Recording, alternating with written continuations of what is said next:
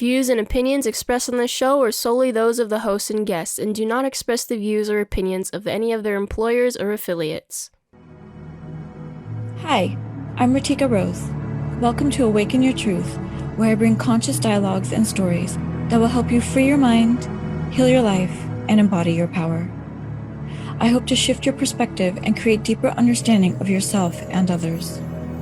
Everyone has a story, everyone has a purpose, every experience has a reason.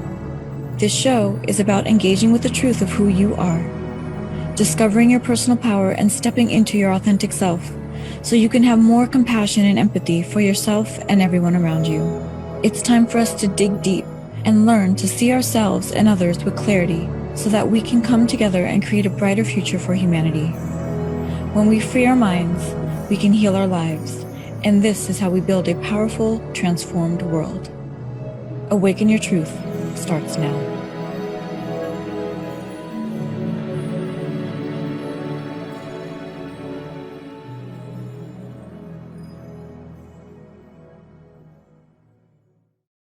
Hey everybody, welcome to Awaken Your Truth with me, Ritika Rose. Today we have a really special show on AIDS awareness. So December 1st was the celebration of World AIDS Day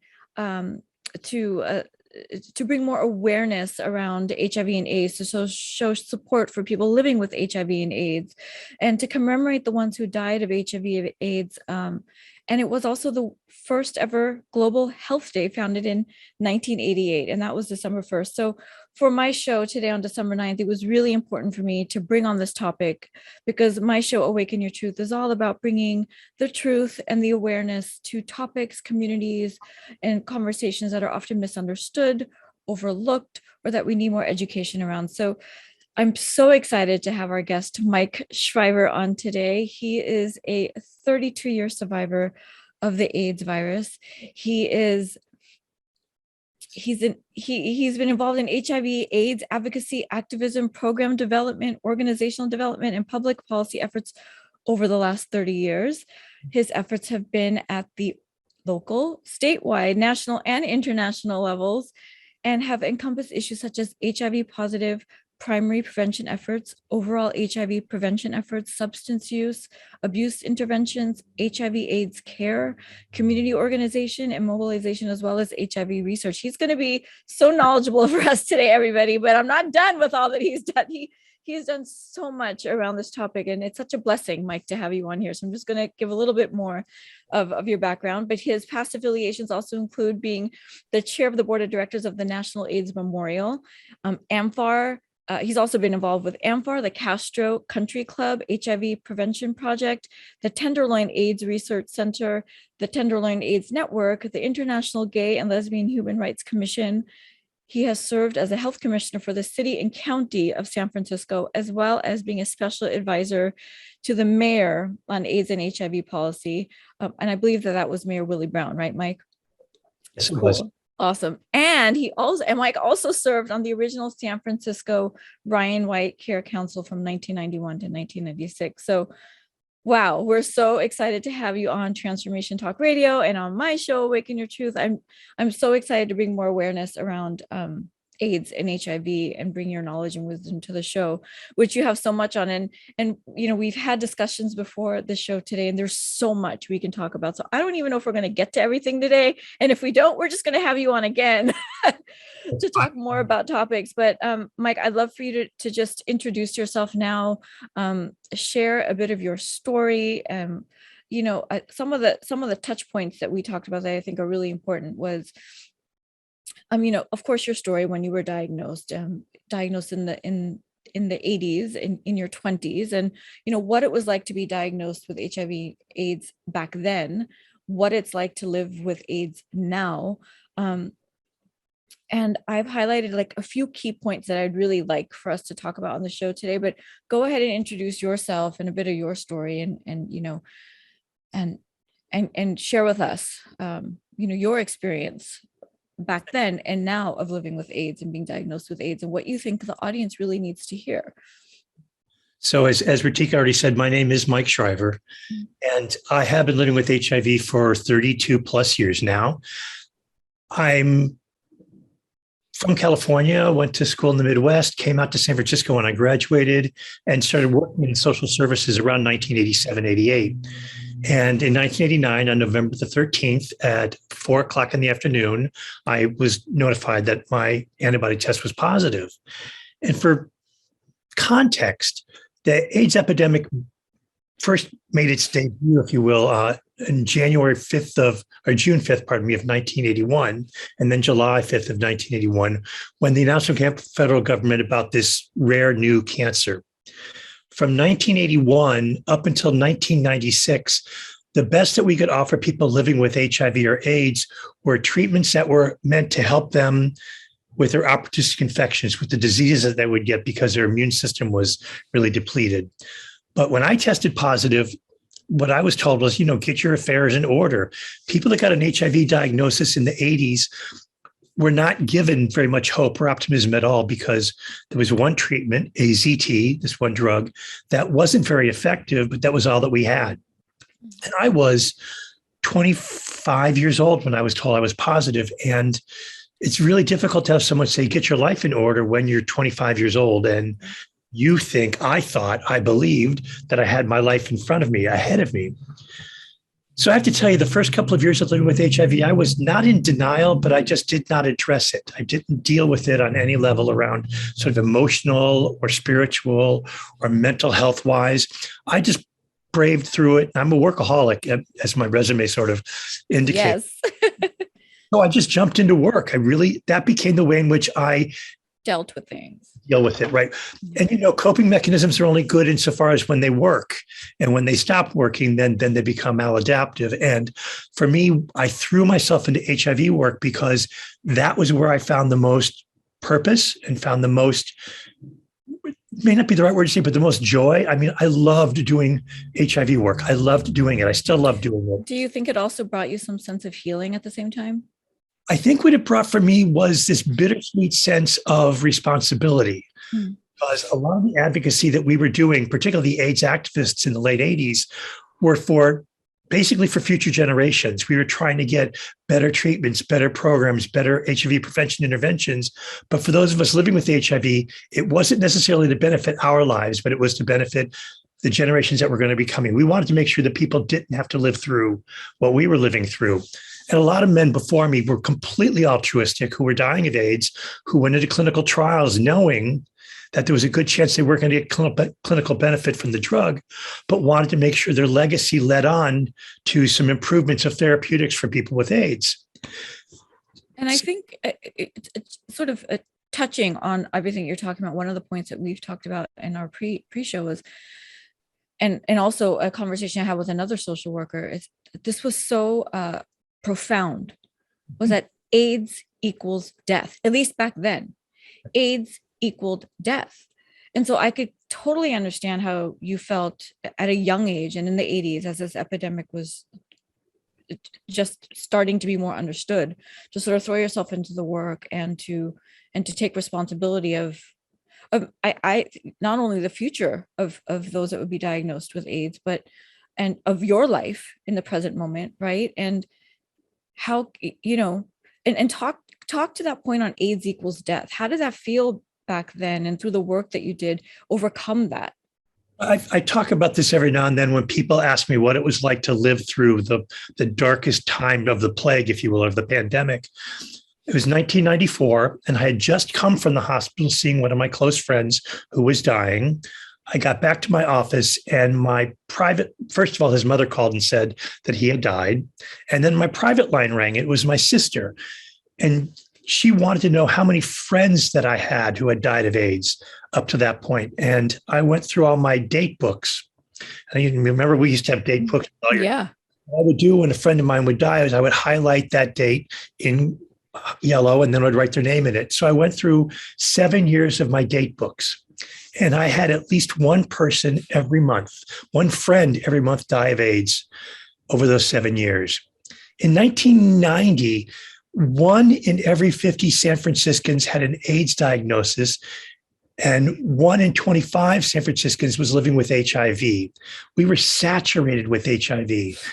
And the idea that for young men in the prime of their lives and young women, young individuals in the prime of their lives with years of productive life ahead of them, to be taken out of the workforce, to be taken out of the community, to be taken out of the fabric of our whole community, our whole city, our whole country, it had a devastating effect.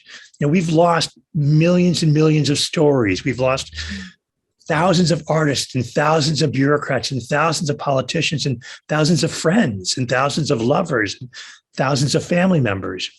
So when the original equation around silence equals death, which was the AIDS activist cry, the pink triangle was adopted as our symbol because that was the symbol that the Nazis gave homosexuals when they put them into concentration camps during World War II. The idea around AIDS activism was to reclaim our voice, to reclaim our role, and to reclaim our power. And so we reclaimed the pink triangle and used the expression silence equals death, because the exact opposite is what we meant. Being loud, being proud, being out there equals life. So activism was about trying to put some hope and optimism and life into the equation out there. And I want to elaborate on silence equals death as well, because and I remember when we were talking, it was like if we can forget about them, we don't have to worry about them, right? And so is that what the pink triangle meant? Is when the community or when everybody else around stays silent and they don't have to worry about us, then they forget about us, they don't have to worry about us. So what the activism was trying to say is stop being silent, like recognize us, recognize the epidemic and do something about it. President at that time, in the early 80s and the late 80s, was Ronald Reagan, who did not address the AIDS epidemic until 1987. So an epidemic that started in 81, we had 6.5, 7 years of it raging, but it was in the homosexual community. It was gay men who were getting infected. It was injection drug users getting infected. It was, hemophiliacs and sex workers, people that aren't traditionally seen as having power or privilege, in the sort of meta structure around the way in which we have the way our system works here in the country. James Baldwin has that quotation around why we as white people have a difficult time addressing racism is because we have a hard time looking at Black Americans, because we have to acknowledge the harm that we've done and pledge to do our best to repair that. So if you can continue to other people, stigmatize them and put them out of sight, out of mind, it really helps you have this sort of collective amnesia or collective ignorance that really excuses you from being inactive. And silence equals death, basically saying you have to be active. You have to hear us because we are part of your fabric of your community. Right. Whether you want to see us or not, we're there. Absolutely. Absolutely. And I think when we come back from the break, we're going to touch more on the human connection, right? And losing sight of people and what that does to people living with HIV and AIDS, right? When they're forgotten about, or they're not seen, or the fear of proximity. And so when we come back from break, I want to talk more to the mental health challenges and the social challenges that come with being diagnosed with AIDS, living with AIDS and HIV, and having that conversation. And then how can we bring more healing and a different perspective, and shifting the perspective of our audience and our culture and community worldwide, so we can start embracing each other more and looking through a different lens of people living with AIDS and HIV. And that AIDS equals death, silence equals death does not mean that if you're in proximity with someone that has HIV and AIDS does not mean death for you. Right. That was one of the misconceptions that people were able to other individuals both perceived to be at risk and people that were living with HIV is if I'm close to you, I'm going to catch it. Right. Brings us to, the parallels between that and COVID are really, really striking. And the idea that if I can just keep you at a distance, you're not going to hurt me. Right. When a bloodborne infection is not the same thing as an airborne transmittable virus. So absolutely. Thank you so much, Mike. We're going to go to break now. When we come back, we're going to discuss more on this topic. Thank you. If we could help you transcend your post-traumatic stress experience without drugs, grow an awareness of why you're suffering the experience, and offer you a solid, no-strings-attached money-back guarantee, would you be interested? Get a free copy of The Power That Heals, Sampling the Wisdom by Concept Theory founder Dr. Thurman Fleet. Visit concept-theory.org/free book. Or call toll-free 1-800-531-5628. It's time to live again, isn't it? You do have a choice. We're talking about AIDS awareness today, a very, very important topic. And we're coming back from break where we're going to discuss more about what is misunderstood about the diagnosis of AIDS, what is misunderstood, or the stigmas that still arise around people living with AIDS and HIV. And I think some of the really important topics that Mike and I have talked about is, and this is so important, guys, for the audience that's listening, is, and Mike touched on this a little bit before break too, is those living with HIV and AIDS and who have survived HIV and AIDS, like Mike has for 32 plus years, is how do they process the death, loss, and grief that comes with their loved ones that have passed away from this disease and they're still surviving? I think that is something that we as a community really need to understand for those that are surviving AIDS and HIV. And so I think that's an important topic to touch on with Mike around this, and also some of the misunderstandings around and some of the things that are maybe overlooked around AIDS and HIV is, we've talked about that this epidemic is over. It's not over, right? It's not over. We need to maybe have better same-sex education, right? We need to have maybe better harm reduction and drug use education. We can maybe even touch upon the public health system if we have time today in the show, and maybe what the public health systems and policy, what we need to really take a look at or understand more, what's maybe overlooked in the public health system and with the public health policies around, people living with AIDS and the care for people living with AIDS and HIV, and the aging process that we've talked about. So go ahead, Mike. Yeah. One of the things that we used to talk about when we were developing a system of care on HIV is if you used HIV as the prism and you looked at all the public health and the sort of social determinants and intersectionality that puts someone at risk or challenges someone's ability to survive living with AIDS, that AIDS becomes this incredible focal point because it's not just primary care that you need. It's not just mental health services. It's also around nutrition. It's around mental health support. It's around having a support network. It's about not being isolated. I think the biggest misconception around the epidemic is, as you said, that it's over. We, as a nation, we have this incredible ability to create amnesia, to forget that, it's still a crisis. The fact of the matter is that even though we've got incredible treatments now, and even though HIV can now be, for some people, seen as a chronic and manageable disease, there are a lot of communities for whom access to those treatments and access to those systems of care are inadequate, if not just underattended to. Right. So in the same way that silence equals death, it's access equals life. And by access, we mean being able to get this holistic approach to managing a disease that not only affects me physically, but has affected me emotionally, spiritually, and mentally, has possibly taken me out of the workforce, has possibly, re-engaged some PTSD or some trauma-informed, sort of response. For those of us like myself who are still alive, I did not think I was going to survive. I did not believe that I was going to pass 50, let alone 40.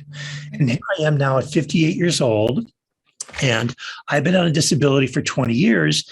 And I have all of these challenges that are not just personal, but are also system-wide.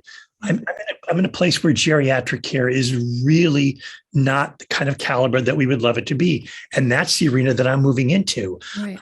Healthcare system with my HIV infection, as well as my aging, as well as my autoimmune disorder, as well as into a system that's not ready for me. And I need housing, and I live in the most expensive part of the country. But then here the comment, well, why don't I move? Because the reason that I'm alive is because I'm in the part of the country that has the best healthcare. So I can't leave. I want to stay. So how do we create a system that deals with all of those things to help everybody and equity?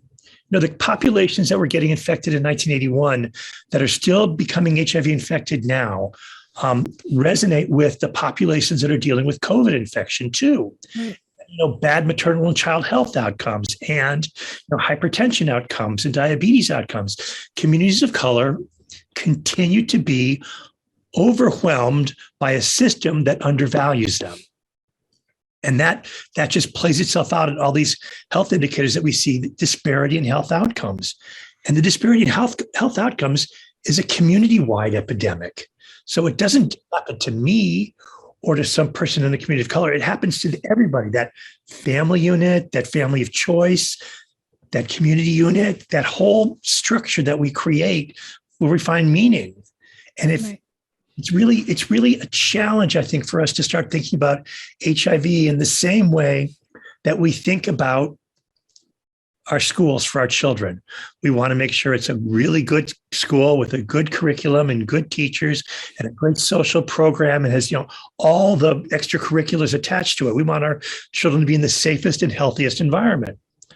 I think that same piece is what we want to do for people living with AIDS, as well as people living with other life-threatening diseases. So I'm glad that you feel like you've had the best healthcare right here in the Bay Area. However, going forward as you're aging, what do you think the healthcare system can do better, or what would you like to see more of from them that we can talk about now and put out? I never realized how important teeth were to self-esteem. But if you think about individuals who have gone from private health insurance who are now receiving Medicare, mm-hmm. Think about dental care under Medicare. There isn't much. There isn't much at all. It's paltry. In fact, one of the discussions they're having with the Build Back Better bill mm-hmm. would actually expand Medicare to include dental and eye exams because it's expensive. The idea around aging with grace and aging with dignity, mental health services, are they set up to deal with an individual who's going to come in who has had extreme PTSD or protracted grief and loss? I think that what I want to see out of the system is based on a harm reduction model, that we meet our communities where they are at. And we know that we have a community that has been undervalued, underrepresented, and underserved overall. I'm not separate and distinct from San Francisco Bay Area, mm-hmm. but the rest of the country, we're dealing with a population for whom they're populations. And that system of aging and of value and of legacy and of storytelling. One of the things that really affected a lot of men in the gay community was that the generation before me were the storytellers and they're gone. So there's this gap in the oral tradition in my community. And I know that works in other communities too. So I think one of the other things that we need to think about is how do we create a community that believes in values all of its individuals living with life-threatening diseases or not. And regardless of your color, your career choice, your economic status, right? Well, I would say exactly because of your race or ethnicity, because I think that this is not an issue to be colorblind about or gender blind. We have a system that really works best for white, straight men. And if you're not in that model, we sort of move down the pecking order and see we have to be attentive to those individuals who are constantly at the sort of lowest part of power mm-hmm. and create a system that works for them. Because I can guarantee you that if it works for people who are at the lowest end of access, it's automatically going to work for people who have the most access. It's how we think about designing value for our community and who we wish to have parity, equality, and equity, and how we give up privilege and extend privilege to individuals who have heretofore been denied anything at all of value. Right. That makes sense. Yeah, absolutely. And I think, and I love that. And it's for those that are of privilege, right? And if I'm hearing you correctly, for those that are of privilege, how can the people who are privileged and know that they're privileged with their healthcare or with other support and needs that they have. How can they expand that out and now be a voice for those that are not? I think that's a key point. Those that are privileged, how can you be a voice for those that are not? How can you extend your support and extend what you have out to those that you know that are also challenged with the same either health diagnoses or mental diagnoses that you have? How can you embrace them as one with you and use your voice to get the support for them as well? I think there's a really great model with this group called the Reunion Project. Mm-hmm. It's a national coalition or network of individuals who are over 50, over 55, Mm-hmm. who are living with AIDS, and how they're going around the country teaching individuals in other communities around access to benefits, access to community, access to support. It really is that same activist model around, I am going to take responsibility for my neighbor, whether I know them or not, with a real explicit focus on individuals that have been heretofore not able to access systems. It's also the way in which we fund programs and prioritize voices in planning. A great friend of mine has this expression that if I'm not explicitly included, I am implicitly excluded. And so the table that we talk about, like making room at the table, like we can always bring another chair to the table. Right. We need a bigger table. Right. We need cramming people in. We need a bigger table. And the voices of those who need and who are in need should have priority. And I think when we come back from the break, I want to touch on the importance of, regardless of your privilege or not, regardless of your color, your socioeconomic status, what community you're part of, right? Everybody deals with the mental and social challenges when it comes to a disease like this. We've talked about the loneliness. We've talked about the fear. We've talked about the loss of human connection because people don't understand AIDS yet still, or that you can be in close proximity and you can touch somebody with AIDS and HIV, and it doesn't mean that you're going to contract the illness. I think it's really important to I'd really love to touch on this last piece after the break of the mental health of those living with AIDS and HIV, and not having that human connection, and also feeling the loneliness and the fear that I think that we as a society don't often understand. I also think it's a place in which individuals will find the most relatable or the most connection to when we talk about the feeling, sort of emotional reality of living with a life-threatening disease. Correct. Great. Thank you so much, Mike. We'll be back soon, everybody, after this break. If we could help you transcend your post-traumatic stress experience without drugs, grow an awareness of why you're suffering the experience, and offer you a solid, no-strings-attached money-back guarantee, would you be interested? Get a free copy of The Power That Heals, Sampling the Wisdom by Concept Theory founder Dr. Thurman Fleet. Visit concept-theory.org/free book. Or call toll-free 1-800-531-5628. It's time to live again, isn't it? You do have a choice. Hey, everybody. Welcome back to Awaken Your Truth with me, Rachika Rose, with my super special guest, Mike Shriver, where we're bringing a deeper discussion and awareness to the topic of AIDS. And we were talking about on the break, we haven't even scratched the surface, everybody. There's so much to talk about on this topic, but we do just have a few more minutes left with Mike here before he has to go. And so I want to bring up this important question to Mike, and I'm going to have him discuss this. The audience who knows I like to roll everything into one, right? Like, what's misunderstood? What education do we need that we can bring now deeper healing and understanding around what is misunderstood? And then finally, how can we shift our perspective? So when we take this education, wisdom, and knowledge that Mike has shared with us today, how Mike can, and the audience, I want you to think about this too. How can we start to create a different perspective and bring a deeper healing, more support and human connection around those living with AIDS and HIV, right? Understanding that people living with AIDS and HIV also go through, people don't want to be around me. People don't want to connect with me. The fear that they feel, the loneliness that they feel. I think this is a real social issue that we need to understand and bring more And if we can understand that we're okay being in proximity with those living with AIDS and HIV, we can connect with them more. We should connect with them more. They are part of our humanity. They're part of our collective consciousness. How can we come together as a society and support this community more? So Mike, please touch on that. We're going into the 5th decade of AIDS, and we know that HIV, how someone contracts HIV infection and not. We're very clear about the science. So the idea around proximity and risk is really an old story in the epidemic that I hope is really gone.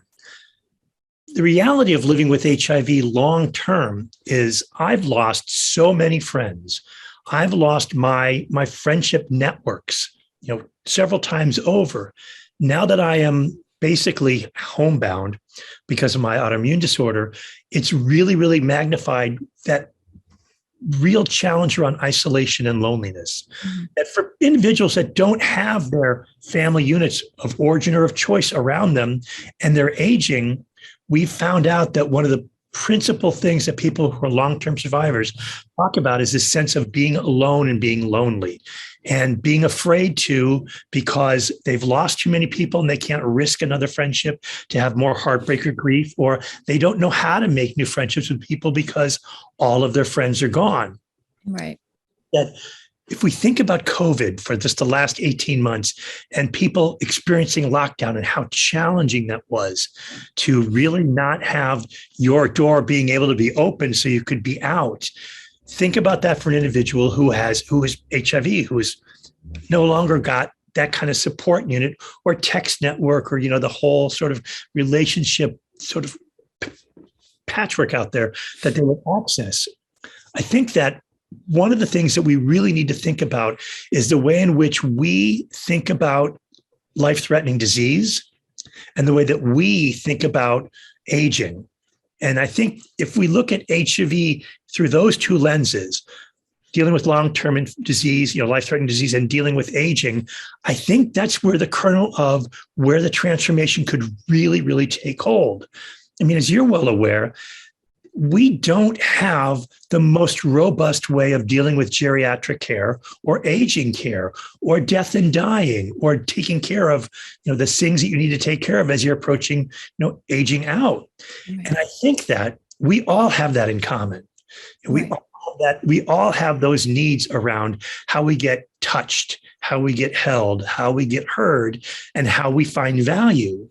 And there is no difference between someone living with HIV and someone else my age who's not living with HIV. The needs are the same, but do we have the wherewithal and the commitment to level the playing field so that we create a system that really does treat everybody as meriting having good quality care, good quality mental health, good quality spiritual health, as well as physical health. I mean, absolutely. I'm just not a T-cell count, and I'm just not like a mental health diagnosis. I'm also a spiritual person, and I have physical realities. I have really come to appreciate the power of touch in the last 2 years because it's been so pronounced to not be able to touch someone. Right. COVID has really resurrected that with a lot of people, that this idea around, I just want to be near someone and touch them. Yeah. That, I think, that feeling is a great place to work out from in terms of creating a more healthy community. Because we all know what that feeling was like. I was like, I can't do this anymore. I need someone to hug me. Exactly. Right. It makes me think there's this term called the untouchables, right? In some third world countries and things too. And the untouchables are those of a lower class, those that are not valued, those that are not seen, and they don't want to be seen. No one wants to see them. No one wants to support them and help them. And so it's almost similar, right? But it's not that, but it's almost similar. It's like we're creating an untouchable or the sense of that people living with HIV or AIDS or with COVID, they're untouchable. So the beginning of the AIDS activist movement actually starts in 1981. There was a gentleman here in San Francisco named Bobby Campbell, who was diagnosed with Kaposi sarcoma, the cancer that people would get. They didn't know about AIDS. They knew about Kaposi sarcoma, and it's an ugly, disfiguring cancer, topical.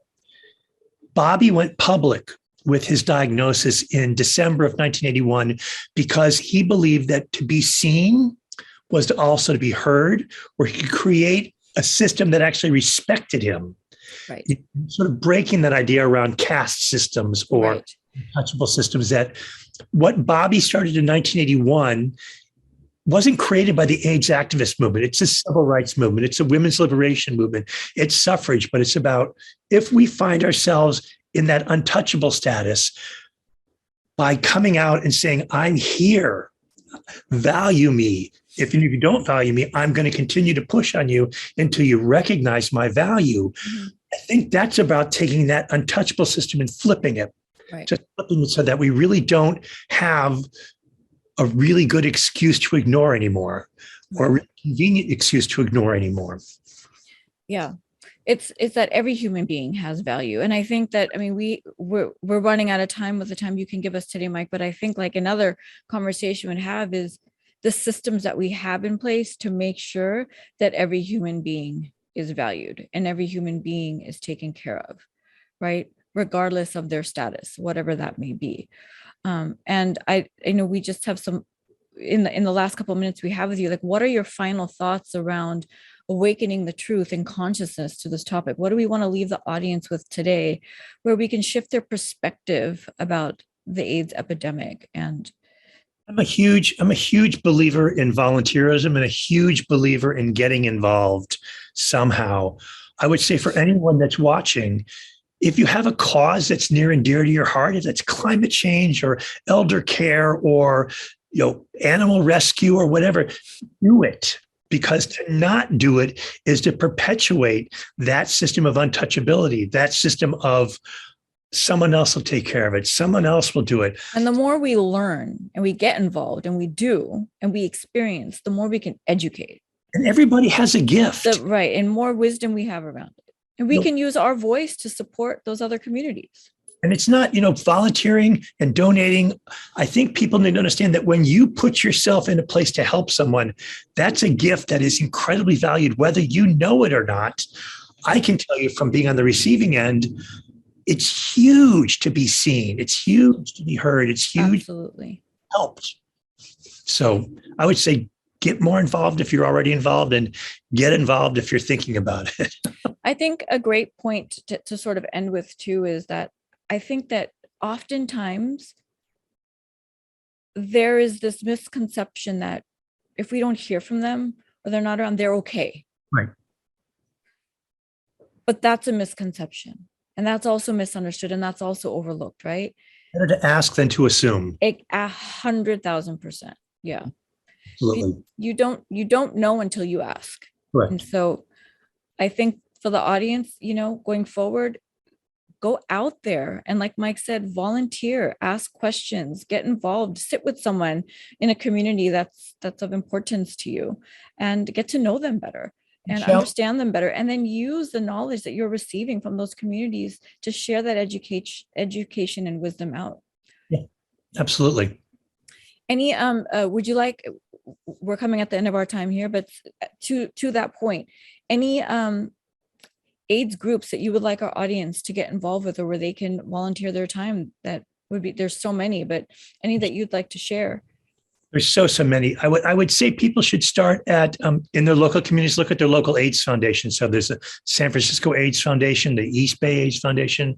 There's the National AIDS Memorial, which actually is a repository of the stories around keeping memory alive of individuals that have died of HIV and AIDS. There's also just your local Planned Parenthood, your local community health clinic, your local food drive. Those all have a direct impact on people living with AIDS. Absolutely.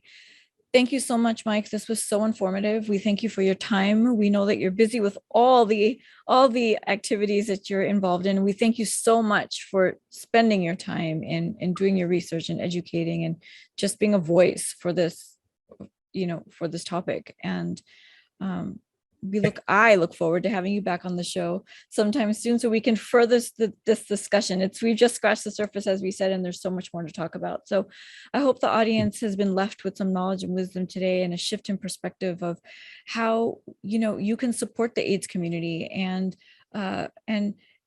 support the social and mental health and physical health of those living with AIDS and HIV.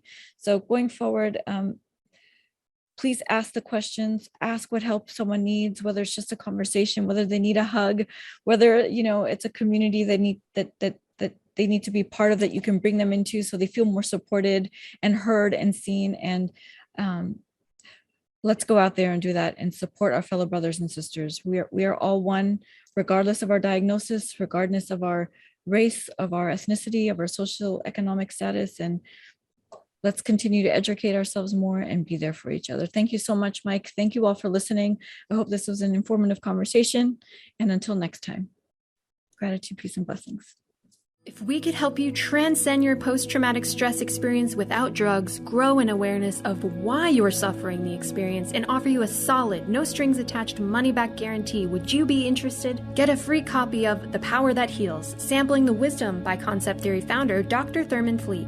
Visit concept-theory.org/free book or call toll-free 1-800-531-5628. It's time to live again, isn't it? You do have a choice. Welcome back, everybody, and thank you so much for listening to my show today with Mike Shriver. I really do hope that you learned something new today. You were able to shift your perspective, and I would love to hear from you, the audience. What did you learn today? What were some of the aha moments? What would you like to learn more about? Was this a topic of interest to you? Would you like to have me bring on more guests around different topics like this, so we can bring more education and awareness and awaken our truth to different areas that we don't often understand as well, or that we want to understand more of? I plan on bringing Mike on again. There's, like we said, we just scratched the surface. So there's so much more that we can talk about around this topic, but I'd love to hear from you, the audience. What did you enjoy about this show? What did you learn? What do you want to learn more of? What other topics would you like me to bring on? What other types of guests would you like me to bring on? Pop them in the comments here on the Facebook or the YouTube channel, or reach out to me directly, at the links that are provided on my page, and connect with me. Let me know what you'd like to hear more of. How would you like to awaken your truth around different areas of life that we need more understanding and education around? I thank you so much for listening. I hope that this show was informative and educational to you, and that we brought a deeper understanding to those living with AIDS and HIV. And I invite you to please go out now and view this topic and the people living with AIDS and HIV in a different perspective. Understand that they're human beings too, going through their own processes that people may not often understand. They're also dealing with the process of death and loss and grief that we as individuals don't understand, when we're of losing people in their community that we haven't lost in our community. How can we connect with them more? How can we can support them more? And how can we let them know that they are loved and appreciated and accepted as well, and that we are here for them? So thank you again so much for listening. I hope to hear from all of you, or those that have listened to the show today, of what was beneficial for you and what you'd like to hear more of. Thank you so much. Have a great rest of your week and weekend. Until next time. Thank you for listening to Awaken Your Truth with me, Ritika Rose. I hope that you heard something today that sparked a shift in your perspective to free your mind, heal your life, and embody your power. The world needs love, acceptance, togetherness, and belonging. My hope is to be a contributing force towards the new world we need to create together. If each of us can awaken our truth and live with more empathy and authenticity, that shift will radiate.